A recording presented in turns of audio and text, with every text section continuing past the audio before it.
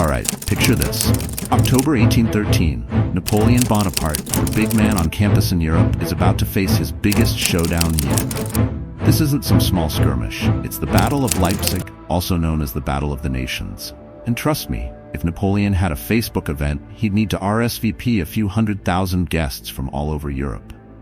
Napoleon, the ultimate multitasker, had been juggling a few too many wars. After a failed Russian campaign that left him scrambling, Napoleon figured it was time to re-establish his dominance. So, he gathered around 200,000 troops and marched into Germany, confident as ever.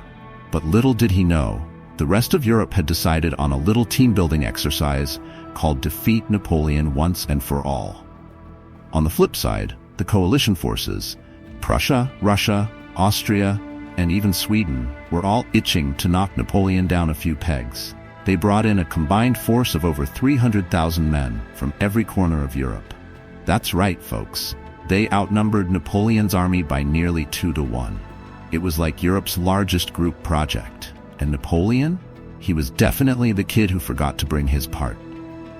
Leipzig, a nice little German town, became the stage for what would become the largest battle in Europe until World War I. Picture rolling fields, quaint villages, and enough soldiers to fill every inn, barn, and stable for miles. The battle would rage for 4 days, October 16 to 19, 1813, and each side was ready to give it everything they had. Napoleon knew this was going to be a tough one. His empire was stretched thin, his soldiers were exhausted, but his ego, that was still running on high. He gave his men one of his classic passionate speeches. You know, the kind that makes you want to run through a brick wall, or, in this case, straight at a line of cannons. And so it began. On the first day, Napoleon actually managed to hold his ground. He defended his lines like a champ, giving the Allies a taste of his old tactical brilliance. But that success? Yeah, it was about as temporary as a summer romance. By day 2, reinforcements were pouring in for the Allies. It was like every soldier in Europe wanted a front-row seat to see Napoleon's downfall. Day 3, the coalition forces were closing in from all sides. Napoleon, in a desperate attempt to hold them off, kept shifting his men like chess pieces. The problem was, his chessboard was quickly getting overrun, and all the pieces were on fire. Now, let's talk about the ultimate betrayal. Right in the middle of the battle, Napoleon's Saxon allies decided they were, just done. They switched sides faster than a plot twist in a soap opera. 1 minute they're fighting with Napoleon, the next they're joining the coalition forces. That was the final nail in the coffin. By October 19th, Napoleon knew he'd been bested. He ordered a retreat, but in a stroke of misfortune that could only happen in Napoleon's life, a bridge blew up prematurely, trapping thousands of his troops on the wrong side. It was like the universe was saying, "Not so fast, Napoleon."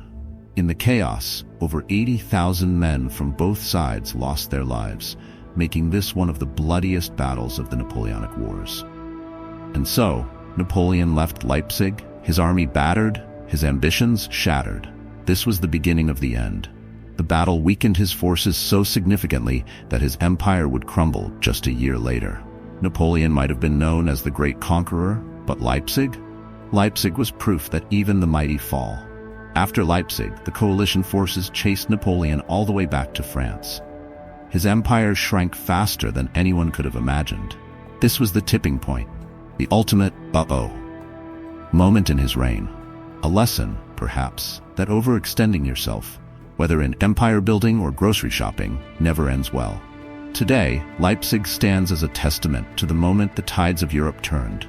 Napoleon would return, of course, for one final encore at Waterloo. But Leipzig? It was the battle that showed the world that even the greatest could be brought to their knees. So next time you're in a tight spot, remember Napoleon's lesson. Sometimes, even a tactical genius can't win against an entire continent. Thanks for watching. Want more epic history with a twist? Hit subscribe, and let's keep these stories alive, minus the Saxon betrayal.